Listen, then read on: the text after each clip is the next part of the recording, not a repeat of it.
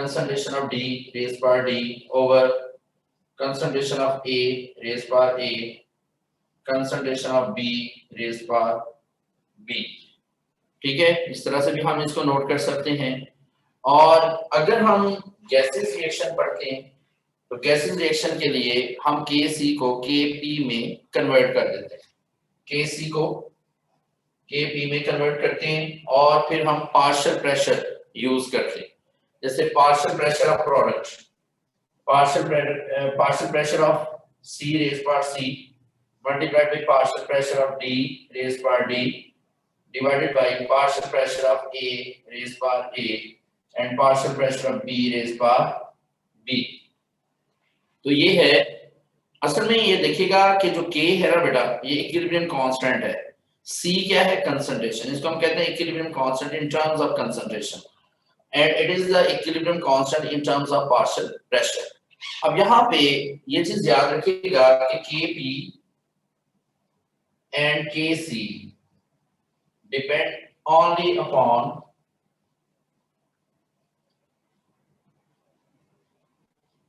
Temperature, ये सिर्फ और सिर्फ टेम्परेचर डिपेंडेंट होते हैं।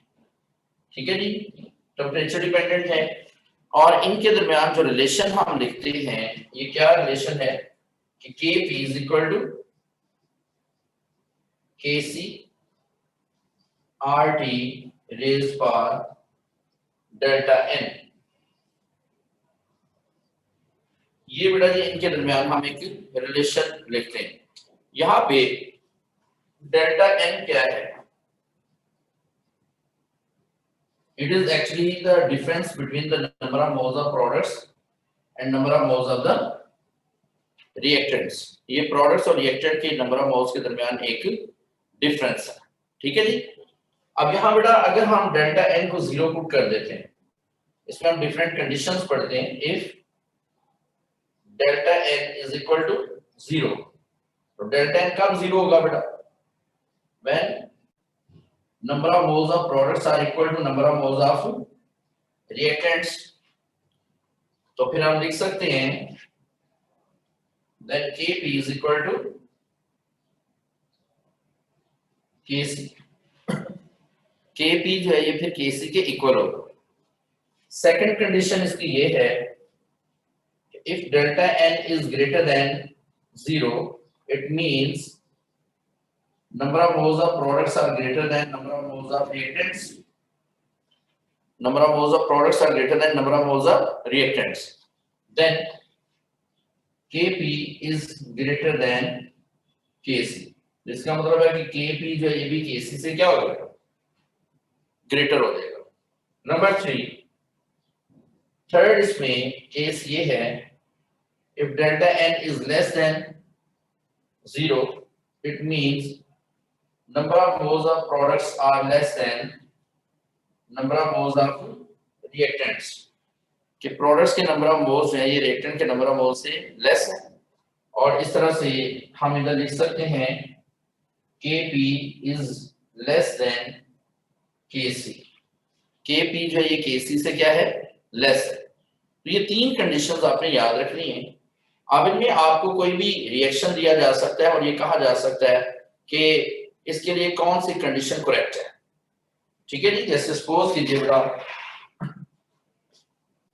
कि हमें ये एक रिएक्शन गिवन है N2 + 3H2, ये गैसेस फेज में रिएक्शन हो रहा है और 2NH3 यानी कि अमोनिया प्रोड्यूस हो रहा है बाय हेबर्स प्रोसेस। तो यहाँ पे आप देख सकते हैं इसके लिए कहा जाएगा कि इसके लिए कौन सी कंडीशन करेक्ट है। तो पहले नंबर पे अल्फा ऑप्शन हमें अगर ये दी जाए कि Kp is equal to Kc, Kp Kc के इक्वल है। बीटा ऑप्शन सपोज हमें कहा जा रहा है Kp is greater than Kc। ठीक है जी। और चार्ली ऑप्शन हमें ये कहा जा रहा है Kp is less than Kc and delta option Kp is greater than equal to the Kc less than and equal to the Kc।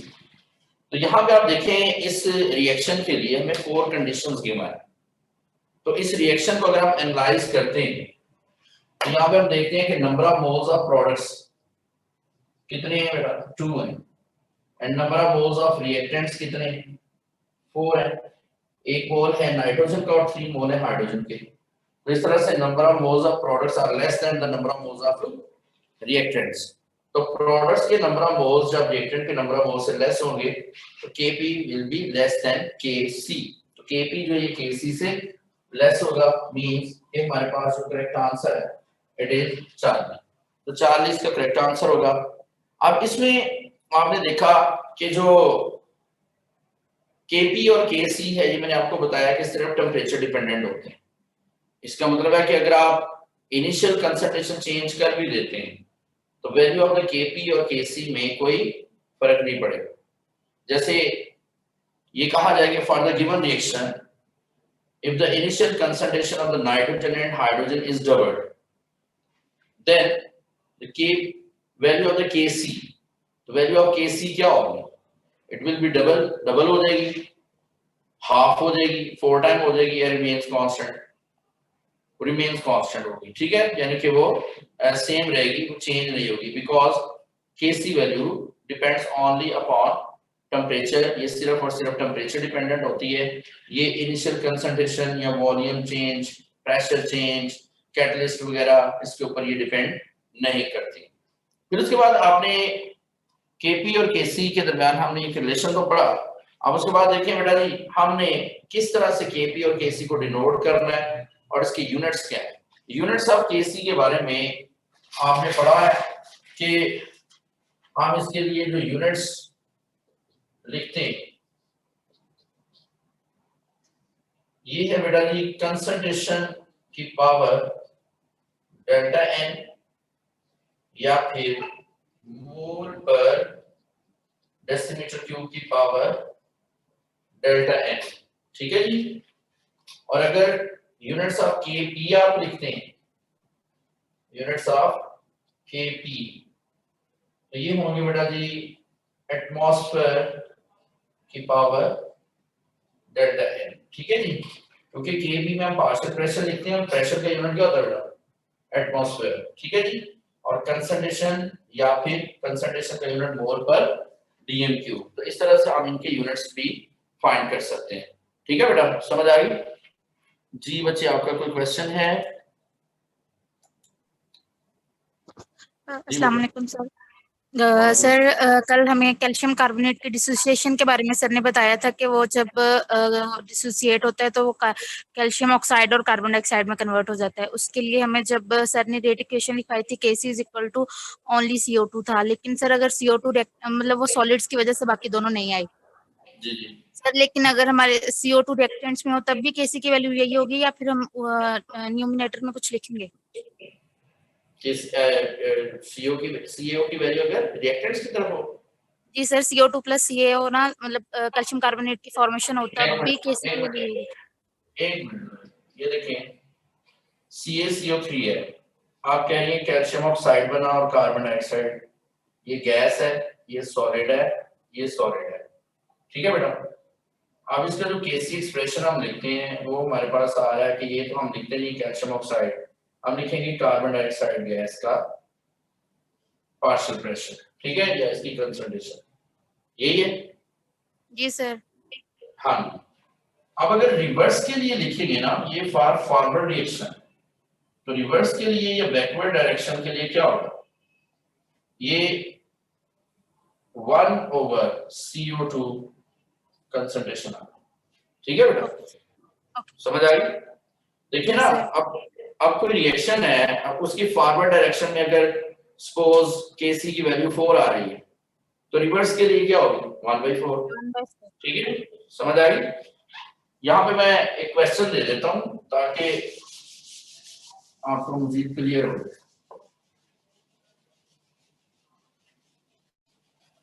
बेटा यहाँ भी याद रखिएगा कि जब हम Kc और Kp एक्सप्रेशन लिखते हैं तो अगर डिफरेंट फेजेस है ना, जैसे सॉलिड है, लिक्विड है और गैसेस है, तो आपने सिर्फ गैस के लिहाज से उसको लिखना है। ठीक है, प्योर लिक्विड और प्योर सॉलिड की कंसंट्रेशन चेंज नहीं होती, तो यहाँ पे हम उन फैक्टर्स को लिखते हैं जिनकी कंसंट्रेशन चेंज होती है, ठीक है जी। तो यहाँ कंसंट्रेशन जो है ना, जैसे ये देखिए कि एक क्वेश्चन हम लिख लेते हैं इधर, ये है बेटा जी acetic acid plus C2H5OH ethanol, अब इससे बन रहा है CH3 COO C2H5 ethyl acetate, इसको हम एस्टर कहते हैं, प्लस H2, ठीक है बेटा। अब अगर यहाँ पे हमें ये कहा जाए कि सपोज टाइम t 0 है, मींस कि अभी हमने रिएक्शन स्टार्ट नहीं किया, and the initial concentration of यहाँ एसिटिक एसिड और एथेनॉल जो भी हमें बताई जाए, ठीक है जी। तो फिर ये कहा जाए कि एट इक्विलिब्रियम स्टेट, मैं अब स्टेटमेंट लिखता हूं, at equilibrium state concentration of ester and water are 1/3 mole per dm cube each, ठीक है। Then the value of Kc will be,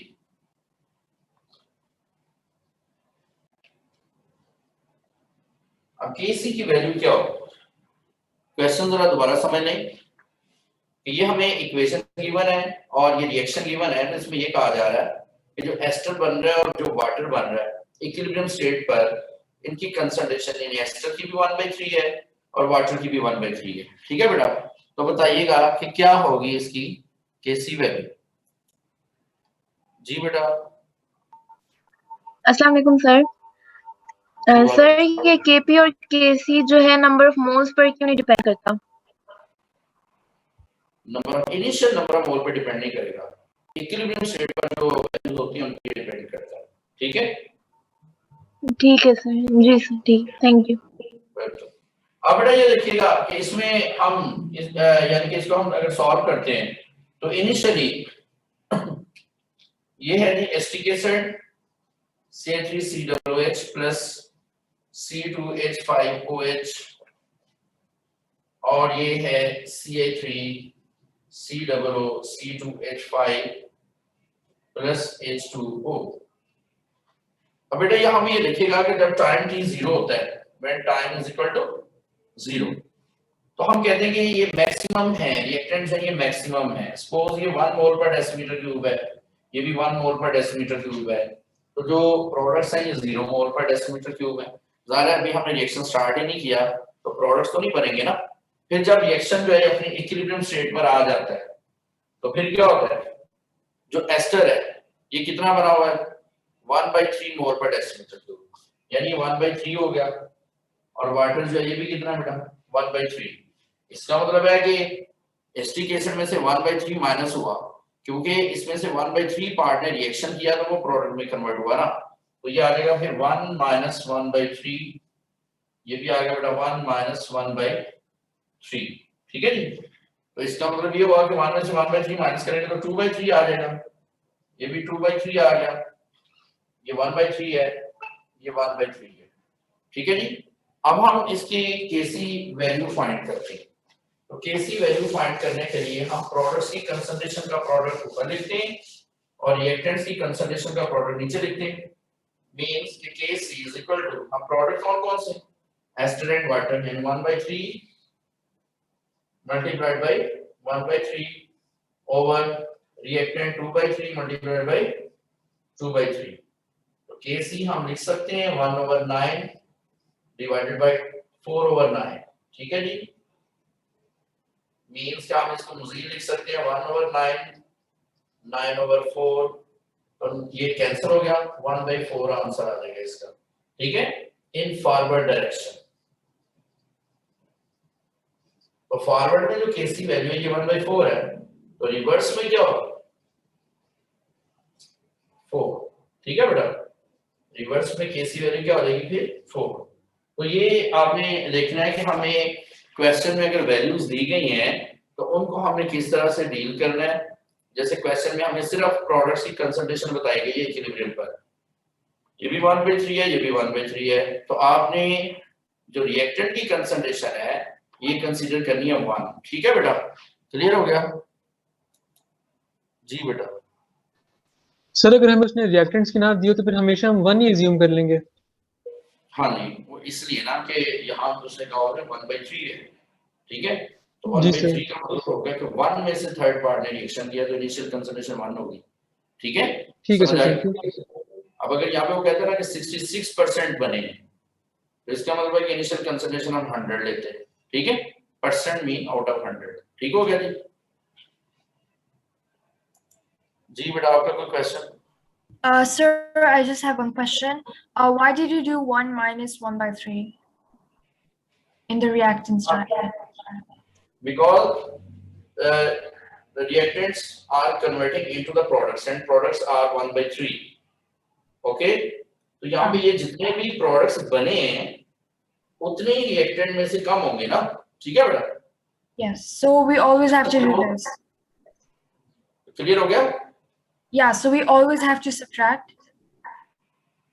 yes, Okay, thank you so much. Because आपने ये एक graph पढ़ा हुआ है, ये देखिए, ये बेटा आपने ग्राफ पढ़ा था कि जिसमें ये रिएक्टेंट्स हैं जो मैक्सिमम है और ये प्रोडक्ट्स हैं जो मिनिमम है, 0 है, ये टाइम भी 0 है।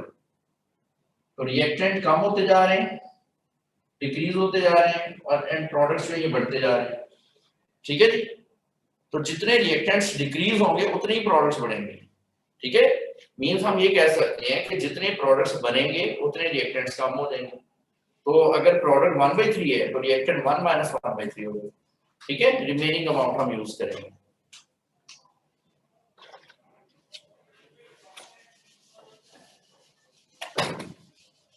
अब बेटा जी नेक्स्ट है equilibrium constant expression. Equilibrium constant expression हम कैसे लिखते हैं?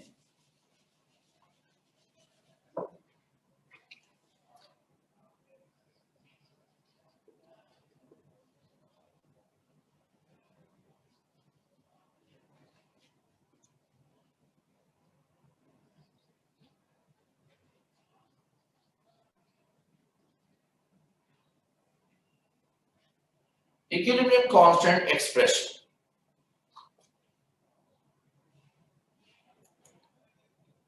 जी बेटा। सर मैंने ये पूछना था कि अगर हमें रिएक्टेंट्स की वैल्यू दी हो, प्रोडक्ट्स की नहीं दी हो, फिर हम क्या करें?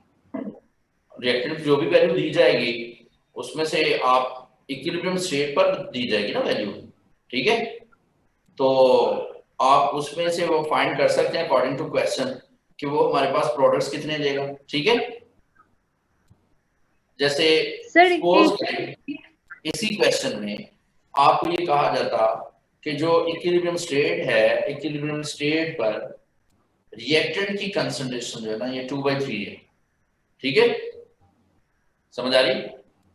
रिएक्टेंट की कंसंट्रेशन क्या है? 2/3 है। तो आपने इसको 1 बनाना है। ठीक है, समझ आ गई? मींस कि फिर उसमें x की वैल्यू हम पुट करेंगे और x की वैल्यू निकालेंगे। ठीक है, लेकिन क्वेश्चन जो है ना वो इस तरह से नहीं आते। क्वेश्चन में वो बड़ा सिंपल सा एक यानी कि कंसेप्ट ये है कि वो हमें प्रोडक्ट कंसंट्रेशन ही देते हैं। ठीक है, अभी तक जो भी, लेकिन ये है कि अगर ऐसा क्वेश्चन आ भी जाए तो फिर हमने उसकी टोटल अमाउंट जो है ना वो 1 बनानी होती है। ठीक है बेटा? और कोई? ये भी मैं एक्सप्रेशन बताने लगा ना, इसमें क्लियर हो जाएगा, उसका क्वेश्चन भी सॉल्व करेंगे। सर केसी जो होता है वो गैसेज और लिक्विड्स के लिए होता है? केसी जो होता है ना ये एक्चुअली होता है एक्वस सॉल्यूशन के लिए। ठीक है, गैसेस के लिए भी हम लिख सकते हैं। वैसे हम गैसेस के लिए जो ना वो Kp डिनोट करते हैं, पार्शियल प्रेशर। क्योंकि हम इन दोनों में रिलेशन पढ़ चुके हैं तो इसलिए हम इनको एक दूसरे में कन्वर्ट भी कर सकते हैं। तो गैसेस के लिए भी और जो एक्वस सॉल्यूशन है इनके लिए हम यूज कर सकते हैं Kc, लेकिन Kp जो है ना वो गैसेस के लिए। सॉलिड्स के लिए नहीं लिखते ना? सॉलिड के लिए और प्योर लिक्विड के लिए नहीं लिखा जाता, ठीक है बेटा। जी ठीक है, थैंक यू। जी बेटा। सर अगर हमारे पास एक इक्वेशन है और उसमें सिर्फ और सिर्फ सॉलिड्स हो तो उसकी फिर केसी बना ही नहीं सकते हम?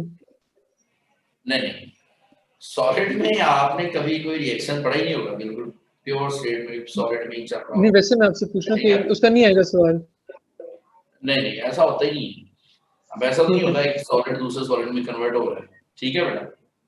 तो या तो हम उसका कोई एक्वस सॉल्यूशन बनाते हैं या फिर लिक्विड फॉर्म में है तो उसका रिएक्शन करवाते हैं, ठीक है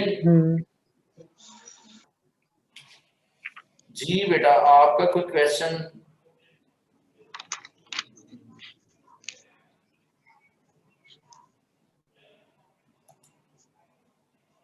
बच्चे कोई क्वेश्चन है?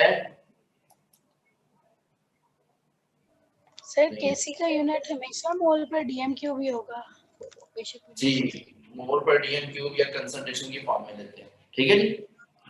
हमेशा नहीं, रिएक्शन पे डिपेंड करेगा ना। जैसे ये देखें, ये रिएक्शन है बेटा H2 प्लस I2, ये बन रहा है 2HI, ठीक हो गया। गैसेस स्टेट में रिएक्शन है। अब इसका यूनिट क्या होगा?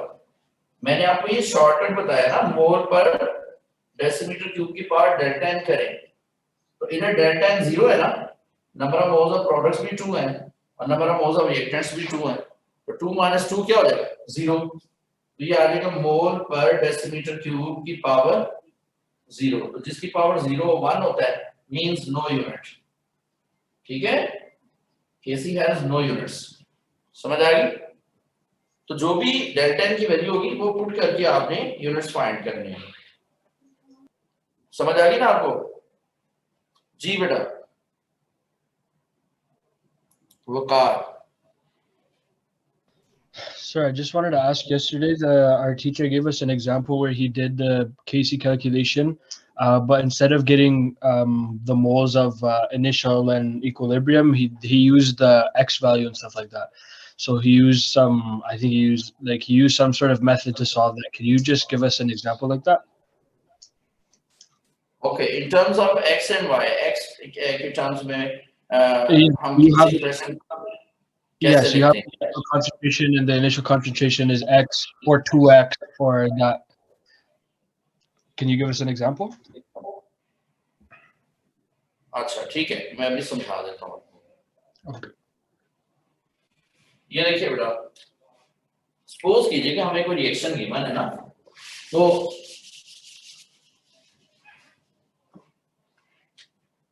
जैसे सपोज हमें कहा जाता है which are forming Kc expression is correct for N2 plus 3H2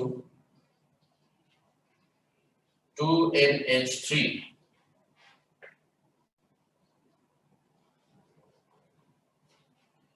कौन सा एक्सप्रेशन इसके लिए केसी एक्सप्रेशन करेक्ट है?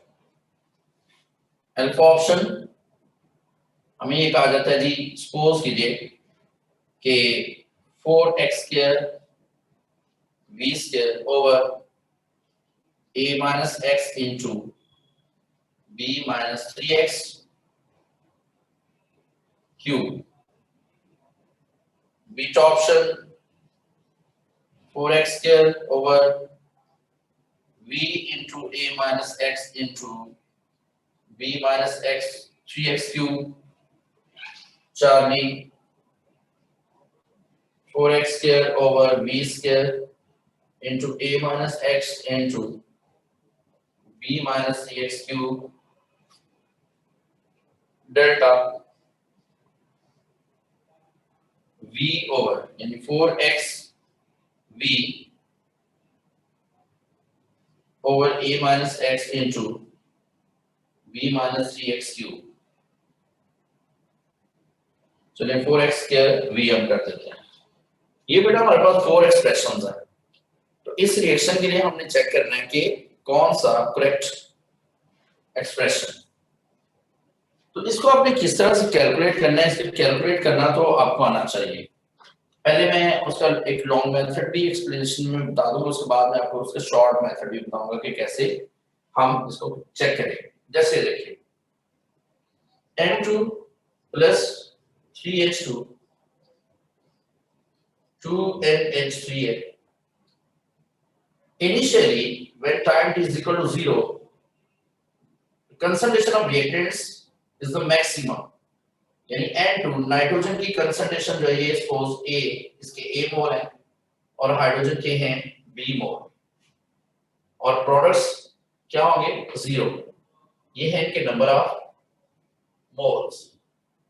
फिर उसके बाद जब टाइम इक्विलिब्रियम पे आता है, यानी रिएक्शन इक्विलिब्रियम स्टेट पे आ जाता है, तो ये बन जाता है A minus X, इधर B minus 3X and it is 2X। अब इधर जो X है ना, इसके साथ आपने यही कोएफिशिएंट लिखना है जो इधर होगा, ठीक है बेटा। इधर नाइट्रोजन का कोएफिशिएंट 1 है तो X का कोएफिशिएंट भी 1 होगा, और B minus X, अब X के साथ 3 कोएफिशिएंट आ रहा है क्योंकि हाइड्रोजन के साथ 3 कोएफिशिएंट है। इधर भी X लिखेंगे, लेकिन चूंकि अमोनिया की कंसंट्रेशन हम X लिख रहे हैं और अमोनिया का कोएफिशिएंट 2 है तो ये 2X बन जाएगा, ठीक है जी। फिर हम जब कंसंट्रेशन फाइंड करते हैं तो कंसंट्रेशन हमें पता है ये number of moles per unit volume होता है, ये number of moles per unit volume. इसी तरह से ये number of moles per unit volume, ये बन गई इसकी कंसंट्रेशन। फिर जब हम केसी एक्सप्रेशन लिखते हैं तो हम प्रोडक्ट्स की कंसंट्रेशन का प्रोडक्ट बेटा जी ऊपर लिखते हैं और रिएक्टेंट कंसंट्रेशन का प्रोडक्ट हम नीचे लिखते हैं। अब इनकी वैल्यूज पुट कर दें आप। अमोनिया की कंसंट्रेशन कितनी है 2x ओवर V, तो ये इसका स्क्वायर आ गया। नाइट्रोजन की कंसंट्रेशन क्या है बेटा A minus X over V, और हाइड्रोजन की concentration B minus 3X over V का क्यूब, ठीक है जी। अब ये 2X का स्क्वायर क्या होता है 4X square over V square divided by A minus X into B minus 3X का क्यूब ओवर, ये V का क्यूब है, ये V है तो V की पावर 4, तो ये बेटा V स्क्वायर V की 4 से कैंसिल हो गया, बाकी 2 रह गया, यानी तो जो 2 रह जाएगा V स्क्वायर नीचे डिवाइड हो रहा है ऊपर जाके मल्टीप्लाई हो जाएगा, तो ये आ जाएगा हमारे पास 4x स्क्वायर V स्क्वायर। ये देखिए आप अल्फा ऑप्शन 4x स्क्वायर, ये V स्क्वायर नीचे डिवाइड हो रहा है ना ऊपर जाके मल्टीप्लाई हो गया, 4x square V square over A minus X into B minus 3X का क्यूब। अब ये तो था इसका एक लॉन्ग मेथड, तो वहां पे हमारे पास इतना टाइम तो होगा नहीं कि हम उसको लॉन्ग मेथड से सॉल्व करते हैं। तो अब मैं इसका एक शॉर्टकट आपको बताने लगा हूं, ये आपने याद रखना है। शॉर्टकट बेटा इसका ये है केसी एक्सप्रेशन में आपने V की पावर डेल्टा n लिख देनी है, ठीक है जी। केसी इनवर्सली प्रोपोर्शनल टू V की पावर क्या होगी डेल्टा n। अब पहले तो यहाँ पे डेल्टा n बताएं शाबाश कितना है, number of moles of products minus number of moles of reactants. Number of moles of products 2 हैं और number of moles of reactants 4 हैं, तो 2 minus 4 आंसर आएगा -2, ठीक है जी। तो यहाँ पे हम लिखेंगे V की पावर -2, तो V की पावर -2 है तो ऊपर जाके V की पावर +2 हो जाएगी, तो इसका मतलब है कि वॉल्यूम का स्क्वायर आएगा न्यूमरेटर में, ठीक है बेटा। तो कोई एक एक्सप्रेशन ऐसा होगा कि जो अकॉर्डिंग टू दिस रिलेशन है तो वो आपका आंसर है, ठीक है जी।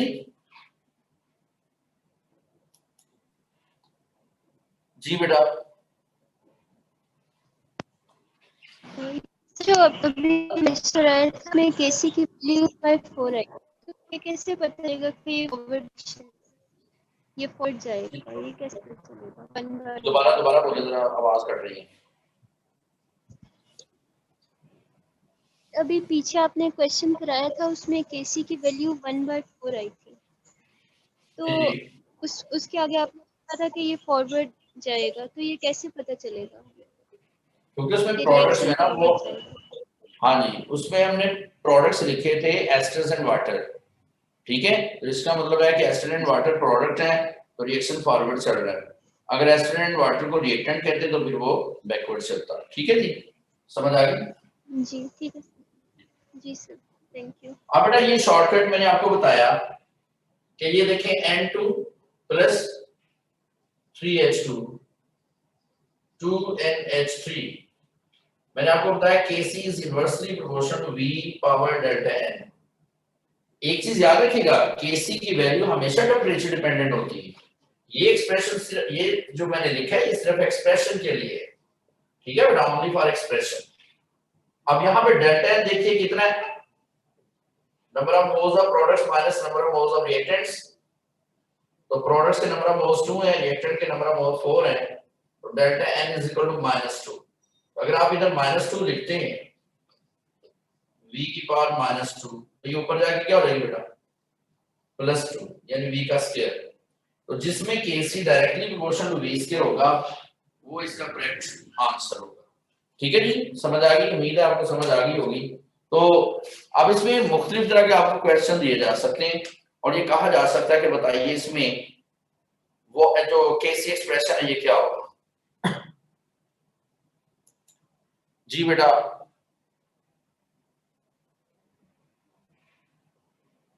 कोई क्वेश्चन है?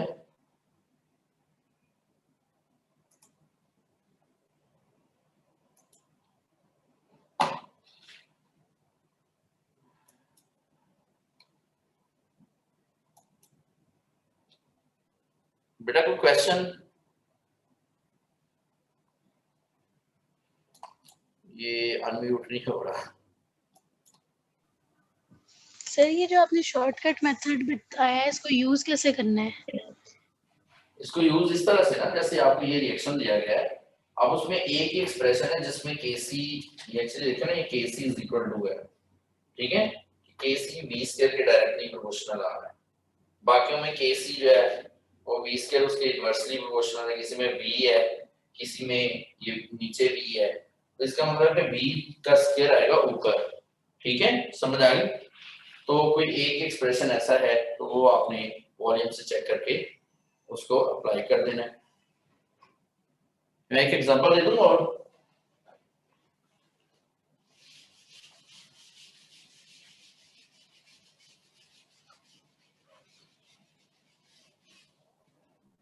ये देखिए बेटा, PCl5 डिसोसिएट हो रहा है PCl3 में और क्लोरीन में। ठीक है जी, ये डिसोसिएशन है। अब इसके लिए हमने Kc एक्सप्रेशन बताना है कि क्या है, कौन सा करेक्ट है।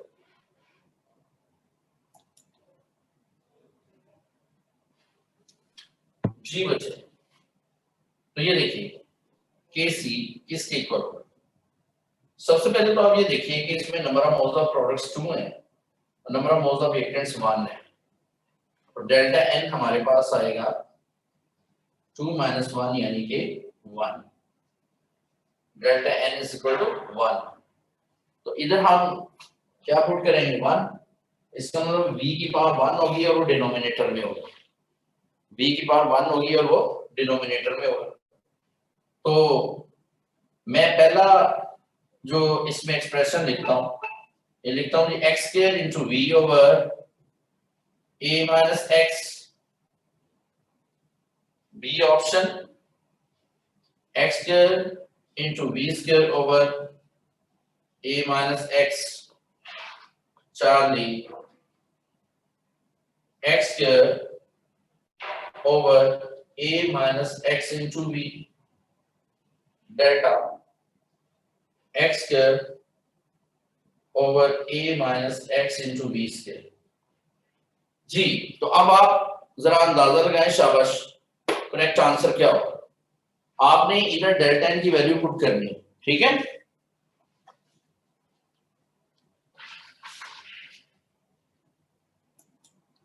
जी बेटा,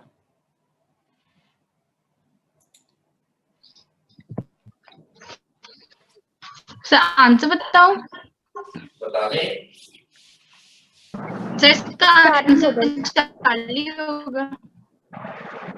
चार्ली, शाबाश, वेरी गुड। ठीक है, क्यों चार्ली है? क्योंकि KC is inversely proportional V power delta n. तो यहाँ पे डेल्टा एन जो है ना, ये किसके इक्वल है बेटा? 1 के। ठीक है, तो v की पावर 1 आएगी और डिनोमिनेटर में ही आएगी, तो ये इसका आंसर आ गया। अब आपको समझ आ गई? ठीक है ना? सर तो इसी तरह जी जी सर मेरा एक क्वेश्चन था कि अगर हमें मतलब रिएक्टेंट की कंसंट्रेशन गिवन हो और प्रोडक्ट्स फाइंड करने हो, तो सर हम ये कर सकते हैं कि सपोज हमारी रिएक्टेंट की कंसंट्रेशन 4 है और हमने प्रोडक्ट फाइंड करना है, तो हमने प्रोडक्ट्स को x कंसीडर कर दिया है और रिएक्टेंट्स में हम 4 माइनस x करके फाइंड करेंगे x। हाँ जी, शाबाश, बिल्कुल सही है। ओके ठीक है, सर, थैंक यू। हाँ जी, तो ये तो आपको समझ आ गई। अब मैं एक यहाँ शॉर्टकट में, बस टाइम हो गया बेटा, आई थिंक 58 हो गए हैं। ठीक है, यहाँ तक कोई क्वेश्चन है तो आप पूछ लें, बाकी यहीं से हम इंशाल्लाह नेक्स्ट कल स्टार्ट करेंगे।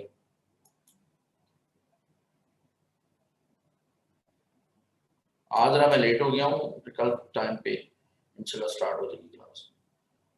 सर ये जो भी आपने करवाया था v की पावर 1 वाला, में v की पावर -1 तो होगा कितना ऊपर? v की पावर -1 नहीं आएगा ना, क्योंकि ये था हमारे पास PCl5 डिकम्पोज हो रहा है PCl3 एंड Cl2 में, तो ये है number of moles of reactants जो 1 है, और ये number of moles of products, ठीक है जी, जो कि 2 है, 1 ये और 1 ये 2। तो डेल्टा n जो है ना, ये किसकी इक्वल आ रहा है? Number of moles of products minus number of moles of reactants, यानी delta n is equal to 2 minus 1 यानी कि 1।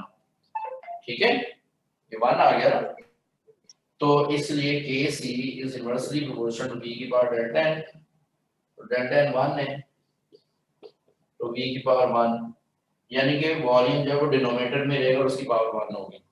ठीक है बेटा,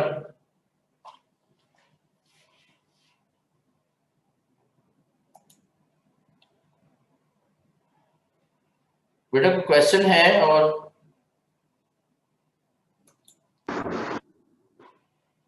जी So, sir, if the power was more than 1, then the v would go in the numerator. yes, if the power is more than 1, less than 1, okay, for example if delta n is equal to -3, then v power -3 in the numerator it will become v 3. exponent Okay. plus 3. Okay, Yeah, thank you. as we read in the case of the ammonia formation.